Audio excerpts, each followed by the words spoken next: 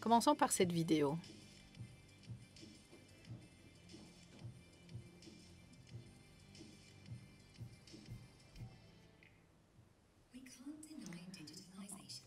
On ne peut pas nier la numérisation. C'est partout. Le commerce électronique se développe rapidement et cela fait partie de plus en plus de notre quotidien. Au mois d'août 2025, la logistique et les documents de transport seront numériques et il nous faut pour cela des données accessibles, telles qu'un GTIN ou un GLN. Et cela pour des données master ou de transactions. Je vous explique pourquoi. Si un détaillant commande une palette avec plusieurs chocolats, vous avez des GTIN, un SSCC, un GLN également. Si le fournisseur traduit cela en document de transaction, les données doivent être correctes afin que l'ordre électronique, la note d'envoi et la facture utilisent l'information correcte et que ce flux puisse être traité automatiquement. Pour augmenter l'efficacité, GS1 Belgilux a établi le code 0209 pour ISO 6523 pour s'assurer que tous les identifiants pour les données puissent être identifiés facilement dans les documents de transaction. Vérification rapide vous permet de savoir quelle norme GS1 est utilisée et les différentes lignes de vos factures électroniques et de vos commandes électroniques peuvent correspondre automatiquement. Vous allez avoir un point de référence. Vous devez faire référence de l'identifiant pour trouver l'information adéquate auquel tout le monde a accès. Cette numérisation un besoin supérieur de normes interservices. Cela pas dans un pays ou dans un secteur, mais au niveau international et pour tous les secteurs. Les standards appropriés, c'est PEPOL, un cadre international soutenu par GS1 Belgilux, également encouragé par l'Europe. PEPOL vous permet de communiquer, par exemple, entre les secteurs FMCG et food service, mais également avec les gouvernements. Il n'est pas inconcevable qu'un jour PEPOL soit également utilisé en communication B2C. Pour nous aider nos membres à se familiariser avec ces normes mondiales, nous avons un centre de connaissances PEPOL avec un aide technique. Nous offrons également des liens avec des normes existantes pour chaque secteur. Dans le service FMCG et food service, nous harmonisons le cache sur base de normes établies. C'est le standard toujours le plus utilisé aujourd'hui. En demandant aux entreprises d'utiliser PEPOL, on transforme les documents en format PEPOL. On développe également des normes sectorielles telles que des ordres to cash harmonisés, comme vous pouvez le constater avec l'application d'Harmonized Order to Cash V4.0. En tant que centre de connaissances PEPOL, GS1 Belgilux est impliqué dans les développements internationaux récents pour fournir à nos membres les informations les plus récentes concernant les normes transfrontalières et en indiquant vers quoi nous allons. Pourquoi faisons-nous cela? Nous avons constaté le besoin de normes intersectorielles pour nos membres, en partie en raison de l'exigence des autorités belges d'utiliser PEPOL. Avec PEPOL, nous avons également obtenu un standard qui peut être utilisé de manière intersectorielle et transfrontalière. Si nous ne voulons pas rater le bateau, nous devons nous préparer pour l'avenir dès aujourd'hui. Vous savez ce que dit le proverbe, quand il pleut à Paris, il bruine déjà à Bruxelles. En 2024, la France introduira la Continuous Transaction Control, contrôle continu des transactions, et la TVA en temps réel sera d'application. La Belgique qui passera donc très rapidement. Comme nous l'avons dit au début, les documents de transport doivent être entièrement numériques d'ici août 2025.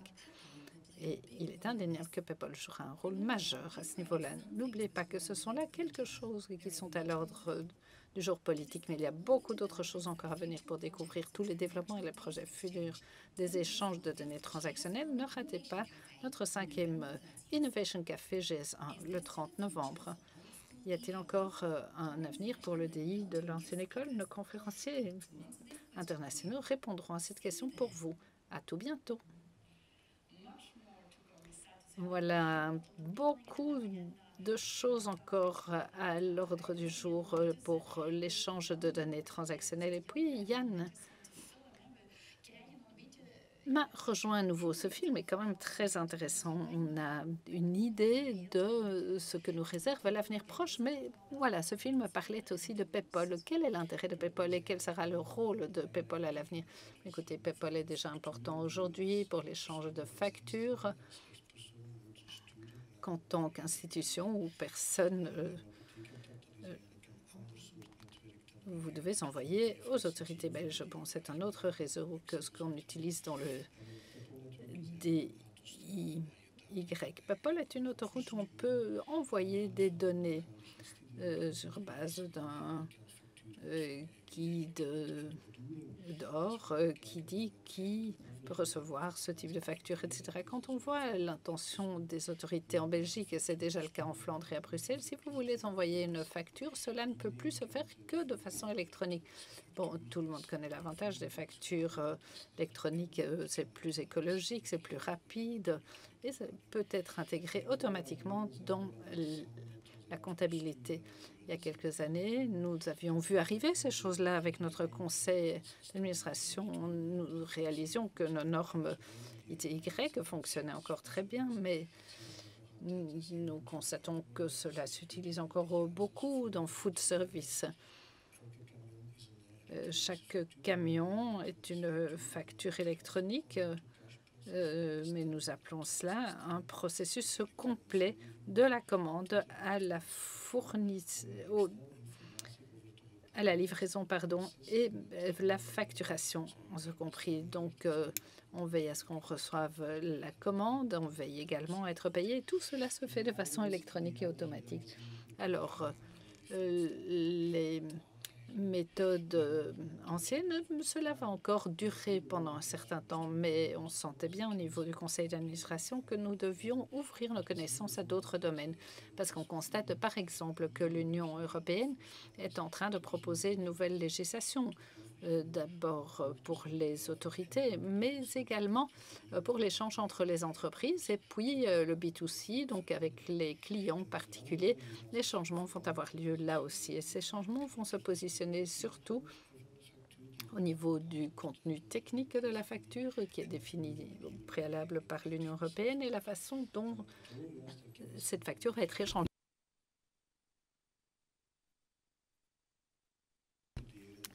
Et nous tentons de préparer la communauté à cela. On parle, on discute pour voir dans quelle façon il faut évoluer dans un avenir proche. Autostrade, eigenlijk een heel belangrijke. PayPal, en tant qu'autoroute électronique, va jouer un rôle essentiel à l'avenir. Vous voyez aujourd'hui une facture qui va de Coca-Cola chez Colruyt, mais à l'avenir, les standards seront d'application également pour une facture Proximus à Colruyt, de Colruyt vers les autorités. Nous réfléchissons à tout cela, les autorités également, pour créer une seule norme unique pour ces factures. Ça signifie que les factures comme elles existent aujourd'hui, qui sont monosectorielles, doivent devenir des factures intersectorielles. Nous avons beaucoup de choses au programme encore à ce niveau-là. Nous nous préparons à ce niveau-là. Et nous espérons que nous allons pouvoir bien préparer notre communauté. Ce que vous avez vu dans le film, c'est que dans un certain nombre de pays, on constate que les déclarations de TVA se font au niveau automatique. Ce n'est pas la déclaration automatique qui est intéressante. Mais ce qui se passe, c'est que je ne vais pas envoyer ma facture directement au client, mais via la TVA, j'envoie ma facture au client et ma TVA est déjà déclarée. Le fisc a donc un meilleur contrôle sur les factures. Cela se fait en France et je suis sûre que c'est ce qui se fera chez nous aussi dans les années à venir. Donc nous devons bien réfléchir. Nous devons développer les connaissances au sein de nos organisations pour pouvoir bien poursuivre long terme et bien préparer l'avenir. Vous vous préparez déjà à l'avenir. Et vous faites cela également pour toutes les personnes qui nous regardent aujourd'hui. C'est la raison pour laquelle je me demande. On parle de numérisation. Nous avons déjà dit beaucoup de choses, mais surtout l'impact sur la chaîne logistique. Comment est-ce que cela se passe? Oui, cela montre, le film l'a clairement montré, on s'attend à une digitalisation future du secteur logistique. On voit que beaucoup de choses ont déjà été faites, mais dans d'autres pays, ça va parfois plus vite que chez nous. Au niveau des lettres de transport, par exemple, on s'attend à ce que d'ici à 2025, ces documents soient également électroniques. On voit qu'en Belgique, on est un petit peu en retard au niveau de la validation, mais en même temps, l'industrie avance. Et donc, tout le monde comprend que au niveau de la digitalisation, on peut avoir une accélération et dans les années à venir, on va aussi soutenir notre communauté pour que cela se fasse. L'avenir, mais comment est-ce qu'on peut savoir quelles seront justement ces évolutions et vers où ou vers quoi nous allons? C'est pas nous qui vont décider ça. C'est pourquoi on a, et vous avez vu aussi le 30 novembre, un Innovation Café. Le concept du Innovation Café est assez simple. On essaye de rassembler des personnes et des entreprises qui ont quelque chose à dire autour maintenant l'EDI, l'ancien EDI. Est-ce que ça va survivre? Est-ce que ça va pas survivre? Quelles sont les choses qu'on peut attendre pour le futur? Et comme ça, on essaie aussi d'avoir ce débat de notre communauté avec plusieurs orateurs afin de faciliter un petit peu quelle est la stratégie que nous, on doit suivre pour le futur. Et ce n'est pas nous qui vont décider, mais on essaie d'avoir de l'input de tous les major stakeholders, comme on dit, pour avoir une bonne vue, OK, dans quelle direction est-ce qu'on doit aller dans cette fameux process order to cash, parce que c'est quand même, et ça reste quand même, le process le plus important dans le commerce. Mais voilà, ça semble très clair. Et pour vous, vous êtes prêt à entamer ce futur. Dus dank je wel, Jan. Ja, het 5e innovatiecafé dat le 5e Innovation Café, cela me paraît être tout à fait intéressant.